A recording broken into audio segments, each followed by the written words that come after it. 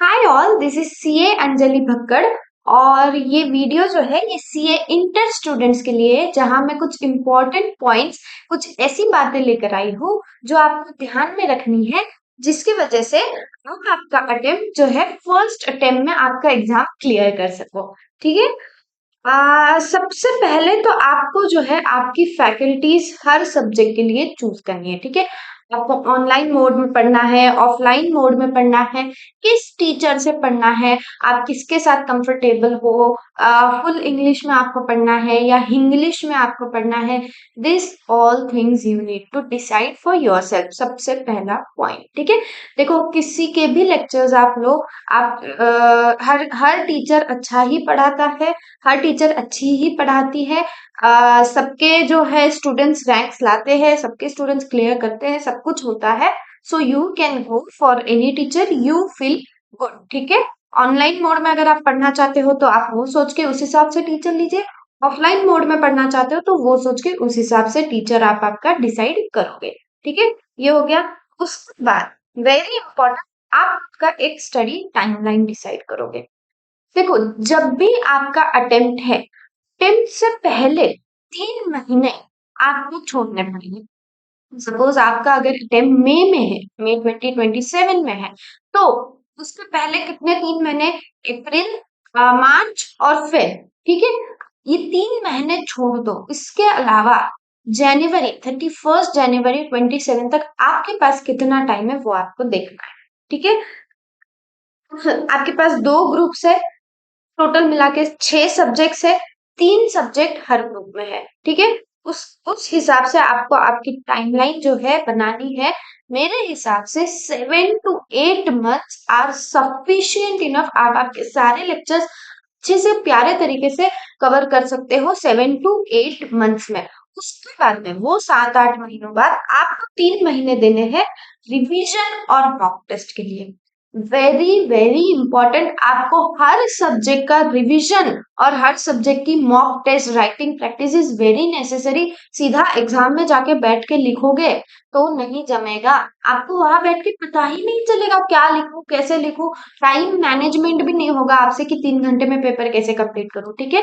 3 महीने, 2.5 से 3 महीने आपको देने हैं। किस चीज के लिए? रिवीजन करोगे आप जितना भी आपने 7-8 महीनों तक पढ़ा है, हर सब्जेक्ट का, हर चैप्टर का revision. And second, your mock test, very very very important. ठीक है। नेक्स्ट पॉइंट, आपको खुद को डेली एनालाइज करना है। क्या एनालाइज करना है? सपोज आज आपने एडवांस अकाउंट्स का कोई लेक्चर किया, लेक्चर था आपका 3 घंटे का। ठीक है। एंड ऑफ द डे आपको खुद को एनालाइज करना है कि ये जो मैंने 3 घंटे का लेक्चर किया है, ये क्या मुझे इसमें से सब कुछ समझा है, क्या नहीं समझा है, क्या मुझे फिर से देखना है। ठीक है। ये सारी चीजें एनालाइज करनी है। खुद को एनालाइज अच्छी से करना पड़ेगा। और डेली रिवीजन, जो जिस दिन पढ़ा है उस दिन वो रिवाइज करना पड़ेगा। ये मैं बताऊं आपको, ये जो है डेली रिवीजन, ये रैंकर्स की स्ट्रेटेजी है। जो रैंकर्स होते हैं ना, वो डेली का डेली रिवाइज करते हैं। आज का काम आज ही, आज का लेक्चर आज खत्म होगा, और खत्म होने के बाद में एंड ऑफ द डे 1 आध घंटा 2 घंटा जो भी है निकाल के वो चैप्टर, वो लेक्चर जो पढ़ा है वो रिवाइज किया जाएगा। ठीक है।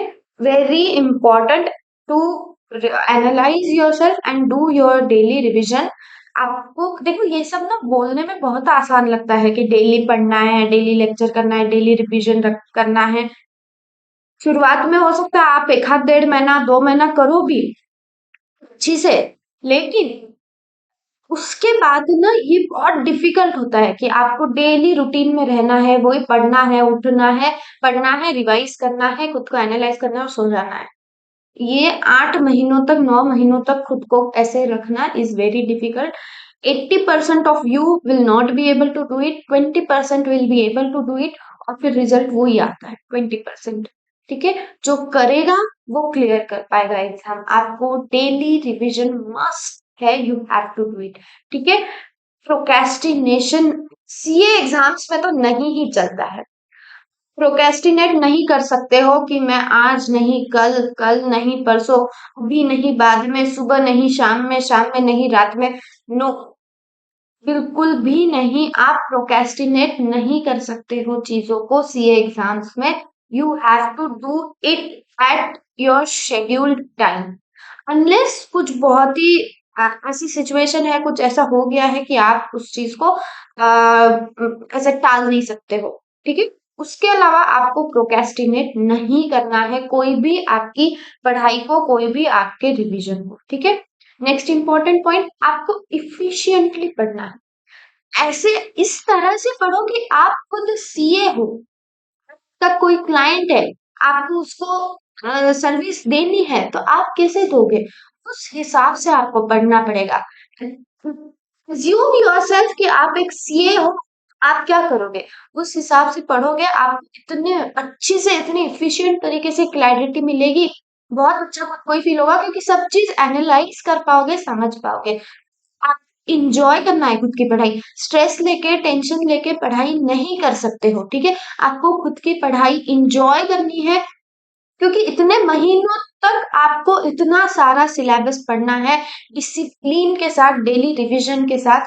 तो आप खुद को एग्जॉस्ट करके तो ये सब नहीं कर सकते हो। आपको खुद को ऐसा बनाना पड़ेगा कि हाँ, ये जो मैं पढ़ रही हूँ, ये जो मैं पढ़ रहा हूँ, I am enjoying it, I am loving it. Study as you are already a CA, ठीक है। इफिशियंटली पढ़ना क्या? फॉर एग्जाम्पल, सुबह उठ, ब्लैंकेट में से जैसे उठा और वैसे ही किताब हाथ में ले लिया और पढ़ लिया? नो। अगर सीए बन गए, कोई क्लाइंट विजिट करने आया, तो ब्लैंकेट में बैठ के उसके साथ विजिट करोगे क्या? नहीं ना। तो पढ़ क्यों ब्लैंकेट में रहे हो? उठो, फ्रेश हो, स्टडी टेबल, चेयर, टेबल, जहां भी आप बैठने की आपको जगह है, अच्छी से एफिशिएंटली पढ़ाई होगी। ब्लैंकेट में बैठ के, बेड में बैठ के पढ़ाई नहीं की जाती है।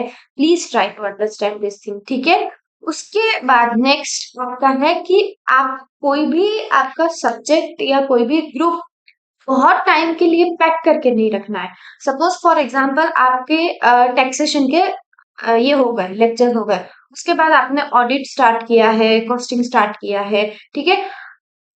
वो करने के चक्कर में क्या हुआ, जो पीछे के सब्जेक्ट्स है, आपके टैक्सेशन है, आपका लॉ अकाउंट्स है, ठीक है, ये सब्जेक्ट्स क्या हो गए, आपके पैक हो गए, वो आगे के करने के चक्कर में। अब जब 2 महीने 3 महीनों बाद फिर से वो सब्जेक्ट खोलोगे, तो भले ही आपने पहले पढ़ा है, अच्छे से रिवाइज किया है, सब किया है, लेकिन फिर से वो रिकॉल करने में बहुत ज्यादा प्रॉब्लम होगी। होगा रिकॉल, ऐसे नहीं है कि नहीं होगा, क्योंकि पहले पढ़ा है। ह्यूमन माइंड है ना, कल क्या खाया वो याद रहता नहीं है अपन लोगों को अच्छे से।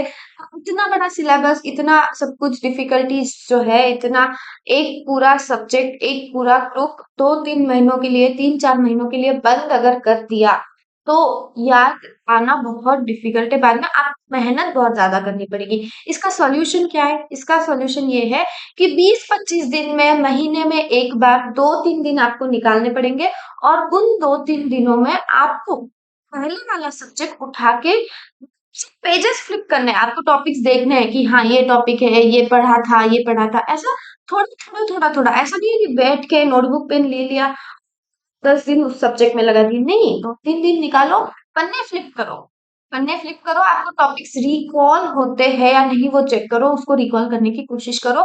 हर थोड़े दिनों बाद में आपको एक सब्जेक्ट उठा के 2-3 दिन लेके ऐसा करना पड़ेगा, वरना पैक कर दोगे अगर किसी चीज को, तो बाद में जाके बहुत डिफिकल्टी होगी आपको ही, ठीक है। अब नेक्स्ट, वेरी इंपॉर्टेंट, देखो, वाइल स्टडिंग ना, ऐसा हो सकता है कि, हो सकता है नहीं, होगा ही, कभी रोना आएगा, कभी स्ट्रेस फील होगा, ठीक है, कभी ऐसा लगेगा कि क्या कर रहा हूं मैं, why I am doing this, जवाब नहीं मिलेंगे, पता नहीं चलेगा, दिन बर्बाद हो जाएंगे, पढ़ नहीं पाओगे, एग्जॉस्ट फील करोगे। ऐसा सब कुछ हर स्टूडेंट के साथ, ऑलमोस्ट हर स्टूडेंट के साथ होता है, ठीक है। आपको क्या करना है, आपके लाइफ में जो भी ऐसे लोग हैं जो आपके लिए अच्छा चाहते हैं, ठीक है, ऑलमोस्ट पीपल विल बी, देखो कड़वा है बट सच है कि ऑलमोस्ट लोग ये रहेंगे जो आपके लिए अच्छा नहीं चाहेंगे, ठीक है। कुछ तो निगेटिव आपको बोल देंगे, या कुछ तो ऐसा बोल देंगे जिससे आपका दिमाग खराब हो जाए, कुछ तो डिमोटिवेटिंग कर देंगे।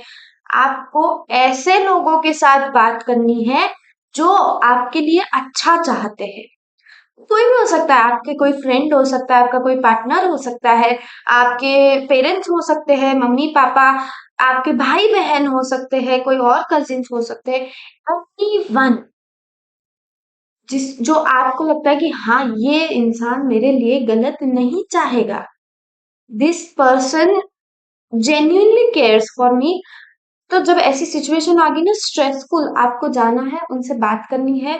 बात करने से आपके आधी से ज़्यादा प्रॉब्लम्स तो वैसे ही सॉल्व हो जाएगी।